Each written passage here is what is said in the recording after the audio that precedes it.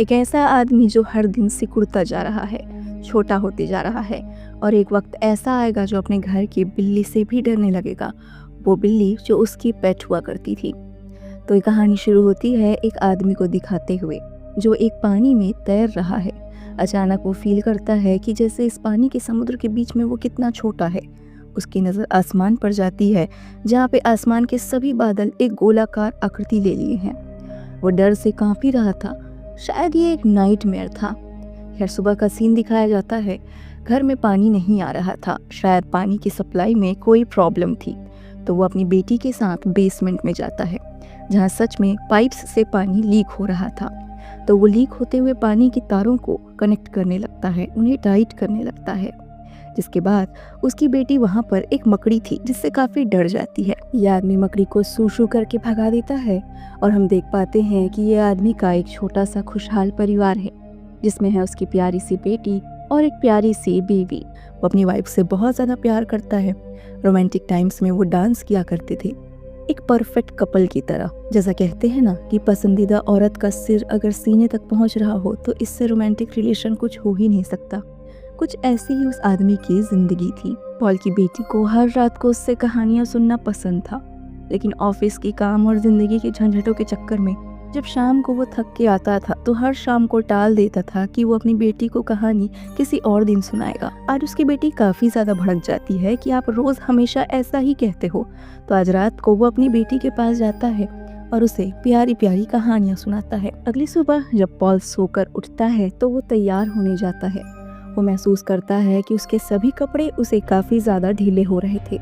ये वही कपड़े थे जो कई दिनों से वो पहन रहा था और उसे अच्छी फिटिंग में आ रहे थे। तो आज इन कपड़ों की आस्तीन लंबी हो गई थी और कपड़ों की लंबाई भी काफी ज्यादा हो गई थी। वो अपनी बीवी से इस बारे में पूछता है तो उसकी बीवी भी काफी कंफ्यूज थी। उसे लग रहा था कि शायद पॉल ने गलती से बड़े आकार की शर्ट खरीद ली होगी, लेकिन पॉल की ये रेगुलर शर्ट थी। तो बीवी का कहना था कि मे बी पॉल ने वेट लूज किया हो, लेकिन फिर भी ये कोई लॉजिकल बात नहीं थी। इसलिए पॉल सेकंड ओपिनियन के लिए डॉक्टर के पास चले जाता है। डॉक्टर भी इस बात से आश्चर्यचकित थे कि पॉल के वजन में कमी आई थी, लेकिन वजन में कमी आने से एक इंसान की ऊंचाई कैसे कम हो सकती है, ये उनके समझ से बाहर था। तो डॉक्टर कहता है कि जैसे जैसे उम्र बढ़ती है इंसान की हाइट छोटी होती जाती है। पॉल डॉक्टर की बात से संतुष्ट था और वो घर आकर इन रिजल्ट्स को अपनी बीवी के साथ डिस्कस करता है। अब अपने रोजमर्रा के शेड्यूल की तरह वो आदमी जाता है अपने काम पर, लेकिन जब वो सर पे हेलमेट लगाता है जो कि सेफ्टी के लिए लगाना था, वो हेलमेट उसके सिर से काफी बड़ा था, लेकिन उस हेलमेट के अंदर तो उसी का नाम लिखा हुआ था, पॉल। तो क्या ये हेलमेट उसी का था? वो घर जाता है और आज रात को उसे बिल्कुल भी नींद नहीं आ रही थी। कुछ अजीब सा महसूस हो रहा था। उसे बार बार वो नाइटमेयर याद आ रहा था जिसमें बादलों ने घेरा बना लिया था। तो वो सोचता है कि थोड़ी एक्सरसाइज कर लूं, शरीर थकने से नींद आ जाएगी, लेकिन इसका कोई असर नहीं होता।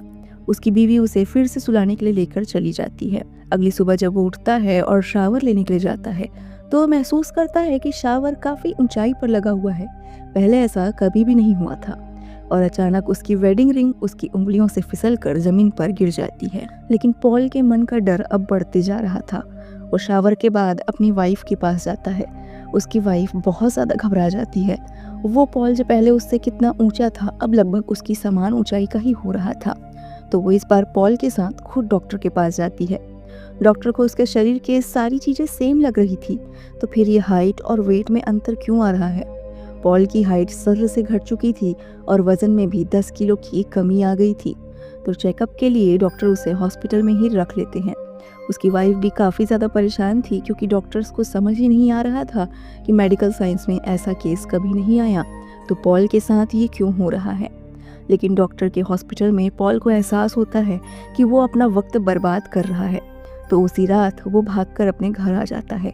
पॉल को शक था कि कहीं ना कहीं इन सब चीज़ों का रिलेशन उस बादलों के झुंड से हो सकता है। लेकिन अब दिन प्रतिदिन पॉल की हाइट घटती जा रही थी, वजन भी कम होते जा रहा था। ये दिन काफ़ी कठिन बीतते जा रहे थे। सोफे की ऊंचाई भी अब पॉल को काफ़ी ज़्यादा ऊंची लगने लगी थी। वो इतना ज़्यादा परेशान और डिप्रेस हो चुका था कि उसने खुद को दुनिया से काफ़ी अलग कर लिया था। वो बाहर के लोगों से बात नहीं करता था, ना काम पे जाता था, ना फ़ोन कॉल्स अटेंड करता था।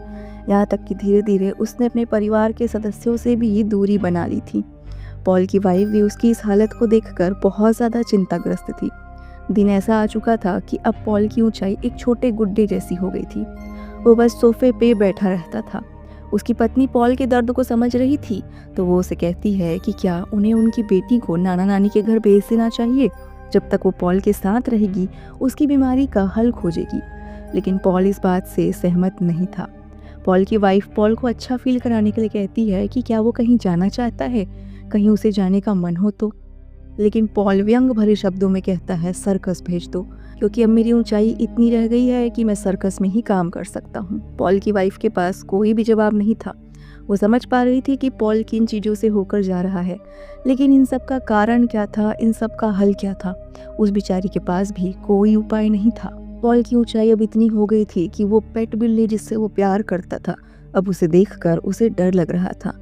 उसके डर को समझते हुए पॉल की वाइफ उस बिल्ली को अब घर से बाहर कर देती है। पर बिल्ली ऐसी थी कि खिड़की पे खड़े होकर बस घर के अंदर देखती थी। पॉल को ऐसा महसूस होता था जैसे ये बिल्ली उसे ही देख रही है, उसे अपना कोई शिकार समझ रही है और उसे खाकर खत्म कर देगी। 2 महीने का वक्त बीत जाता है। पॉल की ऊंचाई अब 10 सेंटीमीटर ही रह गई थी। वो बहुत ही छोटा महसूस कर रहा था, अंदर से भी और बाहर से भी। एक दिन की बात है, पॉल की वाइफ कुछ आदमियों को लेकर घर आती है। एम्बेरस होकर पॉल पलंग के नीचे छुप जाता है, लेकिन अपनी वाइफ और उन आदमियों की बातचीत से वो यह समझ पाता है कि पॉल की वाइफ जल्द ही इस घर को बेचने का प्लान कर रही है। तो जब वो आदमी जाते हैं, पॉल का गुस्सा आसमान पर पहुंच चुका था। वो अपनी वाइफ से आर्ग्यूमेंट करने लगता है कि पहली बात तो घर में जब अनजान लोगों को लाया करो, मुझे बता दिया करो। मुझे आजकल अनजान लोगों से डर लगता है, उनसे मिलने का मन नहीं करता। और इसी के साथ वो इस बात पर भी लड़ता है कि पॉल की वाइफ बिना उससे पूछे इस घर को क्यों बेच रही है। ये घर पॉल की मेहनत की कमाई थी, उसका आशियाना था। लेकिन पॉल की वाइफ बताती है कि घर के खर्चे बढ़ते जा रहे हैं, उनके पास आय का कोई भी सोर्स नहीं है और पॉल की बीमारी के इलाज में भी बहुत पैसे खर्च हो जा रहे हैं, तो मजबूरी में उसे इस घर को बेचना पड़ रहा है। पॉल दुखी तो बहुत ज्यादा होता है, लेकिन वो कुछ कर भी नहीं सकता था। पॉल अपने गुस्से को कंट्रोल नहीं कर पाता है और अपनी वाइफ से कहता है कि उसे और इलाज नहीं करवाना है। डॉक्टर्स उसकी बीमारी का कोई हल खोज नहीं पा रहे हैं और वो बस खुद को एक लैब एक्सपेरिमेंट के चूहे जैसा महसूस करता है। गुस्सा तो वाइफ को भी आ रहा था, तो वो भी पूरी ताकत से चिल्लाने लगती है, लेकिन पॉल उसके गुस्से के रेज को बर्दाश्त नहीं कर पाता। उसके मुंह से आने वाली आवाज़ इतनी तेज थी कि पॉल गिरते गिरते बचता है। उनके इस आर्ग्यूमेंट को दूर से उनकी बेटी भी देख रही थी, तो पॉल और उसकी वाइफ काफ़ी एम्बेरस महसूस करते हैं। लेकिन बेटी अपने पिता के हालात को समझ रही थी, तो वो मदद करना चाहती थी। वो पॉल को उठाकर अपने डॉल हाउस में शिफ्ट कर देती है। ये डॉल हाउस तो बिल्कुल पॉल के ही आकार का था, तो पॉल वहाँ पे कुर्सी, टेबल और बिस्तर को देखकर बहुत ज़्यादा खुश होता है। यहाँ तक कि वो एक छोटी डॉल के साथ डांस भी करने लगता है। लेकिन अब पॉल की ऊंचाई इतनी कम हो चुकी थी कि उसकी बेटी जब उससे बात कर रही थी, तो वो आवाज़ उसकी टेंडेंसी से काफ़ी तेज़ थी। क्योंकि अब उसका शरीर छोटा होते जा रहा था, तो कोई भी तेज़ आवाज़, यानी जिस ह्यूमन स्पीड से हम कहते हैं, वो उसके लिए बहुत ज़्यादा जानलेवा होती जा रही थी। लेकिन पॉल की ज़िंदगी शायद इससे भी बदतर होने वाली थी। उस रात को उसे नींद नहीं आती। वो चलते चलते अपने घर में पहुंचता है, लेकिन नींद उसकी बीवी को भी नहीं आ रही थी। उसकी बीवी अपने बड़े से हाथ को नीचे करती है, जिस पर चढ़कर पॉल बिस्तर के ऊपर आ जाता है। वो रात शायद वो पति पत्नी अच्छे तरीके से बिताते हैं, लेकिन अगली सुबह जब बीवी काम पर चली जाती है और बच्चे स्कूल, तो पॉल अपने लिए कुछ हथियार बनाने का सोचता है, क्योंकि अब हर छोटी चीज़ जो उसे बड़े होने पर छोटी लगती थी, वो उसे बड़ी लगने लगी थी। और अभी एक बड़ी मुसीबत तो उसके सामने आने वाली थी। उनकी पालतू बिल्ली घर के अंदर आ चुकी थी। पॉल उसे देखकर काफ़ी घबरा जाता है और अपने बनाए हथियार पर ही गिर जाता है, जिससे उसके शरीर से खून निकलने लगता है। ये खून काफ़ी था बिल्ली के अटेंशन को ग्रैब करने के लिए, तो बिल्ली पॉल का पीछा करने लगती है। पॉल भागता है अपने कुछ हथियारों को समेटकर, लेकिन वो गलती से बेसमेंट में गिर जाता है। सीढ़ियों से लुढ़कते हुए वो बेसमेंट की सीढ़ी के सबसे नीचे तल पर आ चुका था। कुछ समय बाद जब उसकी बीवी घर आती है, तो उसे उसका छोटा पॉल कहीं भी नहीं दिखता है। वो हर तरफ पॉल को आवाज़ देती है, लेकिन धीरे धीरे वो बेसमेंट की तरफ पहुंच जाती है। जहाँ उसे मिलता है पॉल का छोटा सा शर्ट जिस पे खून लगा हुआ था। किसी अनहोनी की आशंका से वो तुरंत बेसमेंट से बाहर भागती है, लेकिन वो देख नहीं पाती कि पॉल वहीं बेसमेंट से चिल्ला चिल्ला के अपनी बीवी को आवाज़ लगा रहा था। लेकिन वो बेचारा इतना छोटा हो गया था कि उसकी आवाज़ उसकी बीवी के कान तक पहुँच ही नहीं पा रही थी। पॉल हार चुका था, उसे मजबूरी में अब बेसमेंट में ही रहना था। लेकिन कपड़े क्या पहने? तो वो कुछ कतरनों को फाड़कर और एक तार की सहायता से अपने लिए कुछ पहनने लायक कपड़े बनाता है। हथियार के लिए वो सुई को हमेशा साथ रखे रहता है। रहेगा कहाँ पे? तो एक कार्डबोर्ड को काट कर वो अपने लिए छोटा सा घर बनाता है। घंटे बीतते जा रहे थे और अब रात हो चुकी थी। पॉल अपनी सुई को थाम कर बाहर निकलता है और उसे ऐसा फील होता है जैसे उसके आसपास कोई है। ये थी वो मकड़ी जिसे पॉल जब बड़ा था तो भगा देता था, लेकिन शायद मकड़ी अब बराबर का मुकाबला करने आ सकती थी। भूख प्यास से पॉल की जान निकल रही थी, लेकिन शुक्र है कि वो पाइप जो पहले भी लीक हुआ करती थी उससे पानी अभी भी टपक रहा था। तो उसी पानी को पॉल पीता है और थोड़ा सा नहाता है। उसे पता ही नहीं चलता कि आज स्ट्रगल वाले दिन के बाद कब उसकी आंखें पड़ गई। जब वो सुबह उठता है तो पाता है कि उसकी छोटी बच्ची उसे आवाज लगा रही थी। आवाज तो वो भी लगाता है, पर उस बेचारी की आवाज बाहर जा ही नहीं पा रही थी। वो खुद को बहुत ही ज्यादा मजबूर महसूस कर रहा था। हाइट इतनी छोटी हो चुकी थी कि बेसमेंट की सीढ़ियाँ किसी पहाड़ सी नजर आ रही थी। हेल्पलेसली वो वहाँ पर एक चौक से जमीन पे अपना नाम लिखता है, पॉल, कि किसी को तो वो नाम नजर आएगा। लेकिन अचानक गाड़ी की आवाज आती है। पॉल समझ चुका था कि उसकी बीवी और उसकी पत्नी उसे छोड़कर हमेशा के लिए यहाँ से जा चुके हैं, क्योंकि उसकी बीवी को लग रहा था कि बिल्ली ने पॉल को खा लिया है और अब पॉल इस बड़े से घर में अकेला रह गया था। भूख प्यास से उसकी हालत खराब थी, तो वो बेसमेंट में ही यहाँ वहाँ घूमने लगता है। उसे दिखाई देता है चूहे पकड़ने का एक ट्रैप जिस पे चीज लगा हुआ था। शायद उसके परिवार वालों ने ही कभी ये सेट किया था बेसमेंट के चूहों से परेशान होकर। तो वो उस चीज को निकालने की कोशिश करने लगता है, लेकिन वो ये भी जानता था एक गलत हरकत और ये माउस ट्रैप उसे हमेशा के लिए फंसा देगा। तो वो धीरे धीरे वहाँ की चींटियों को हटाता है, जद्दोजहद करता है और वो चीज़ का टुकड़ा उसके हाथ में आ गया था। लेकिन उस चीज़ के टुकड़े में जहर भी तो हो सकता था ना। लेकिन थैंकफुली इसमें जहर नहीं था। तो ये चीज़ का टुकड़ा जो पहले उनके लिए बहुत छोटा था, अब पॉल के लिए बहुत बड़ा था। पॉल पेट भर के खाना खाता है। अचानक पॉल को महसूस होता है कि कमरे की तरफ कोई आ रहा है। पॉल खुश हो जाता है कि शायद उसकी बेटी और उसकी बीवी आ गई हैं, लेकिन ये घर का एजेंट था जो घर की हालत देखने आया था। पॉल यहाँ पर आवाज़ देने की कोशिश करता है कि एजेंट उसकी तरफ देखे, लेकिन इसका कोई परिणाम नहीं निकलता है और एजेंट के पैरों से आने वाली आवाज़ इतनी ज़्यादा तेज थी कि पॉल के लिए असहनीय हो गया था। वो अपने कानों को बंद करके फिर से अपने कार्डबोर्ड वाले घर में छुप जाता है, लेकिन अभी भी वो मकड़ी पॉल का पीछा नहीं छोड़ रही थी। तो पॉल अब आर या पार की लड़ाई करने वाला था। वो मकड़ी को अट्रैक्ट करते हुए ऊपर बने एक फिश टैंक के पास लाता है। ये फिश टैंक उसकी बेटी का था, क्योंकि उसकी बेटी ने इस गोल्ड फिश को बहुत प्यार से पाला था। तो फिश टैंक के ऊपर एक प्लेटफॉर्म बनाकर वो मकड़ी को अट्रैक्ट करते हुए लाता है। लेकिन पॉल का आकार अब इतना छोटा हो गया था कि वो मकड़ी के 8 पैरों वाले दांव पेच के आगे टिक ही नहीं पा रहा था और एक्सीडेंटली वो फिश टैंक में ही गिर जाता है। लकीली ये सिर्फ एक गोल्ड फिश थी। अगर कोई खतरनाक मछली होती तो पॉल तो अभी तक उसका खाना बन गया होता। तो काफ़ी घंटे तक पॉल उसमें तैरते रहता है, क्योंकि मकड़ी वहाँ से जा ही नहीं रही थी। जैसे ही मकड़ी जाती है, पॉल तैरकर फिश टैंक से बाहर निकलता है और उसे ध्यान आता है कि इस गोल्ड फिश ने कई दिनों से खाना नहीं खाया है। तो वो मछली को चारा डालता है और भूख की लाचारी में खुद चारे को खुद भी खाने की कोशिश करता है, लेकिन इनका टेस्ट बहुत ही ज़्यादा खराब था। पॉल इतना ज़्यादा डिप्रेस हो चुका था कि उसे अब पीने का मन कर रहा था, पानी नहीं, शराब। तो वहाँ पर बेसमेंट में जो कुछ वाइन की बॉटल्स रखी गई थी, वो अपने नन्हे हथियार सुई से उसमें छेद करता है और बूंद बूंद टपकते हुए वाइन को पी लेता है। लेकिन अब उसके छोटे शरीर के लिए नशा काफ़ी ज़्यादा हो गया था, तो वो लुढ़क कर वहीं पर सो जाता है। लेकिन जब उसे होश आता है तो ये मकड़ी फिर से उसके सामने आ चुकी थी। पॉल का आकार अब इतना छोटा हो चुका था कि मकड़ी के सामने वो टिक ही नहीं पा रहा था। वो अपनी जान भी बचा रहा था और अपनी सुई से मकड़ी पर हमला भी कर रहा था।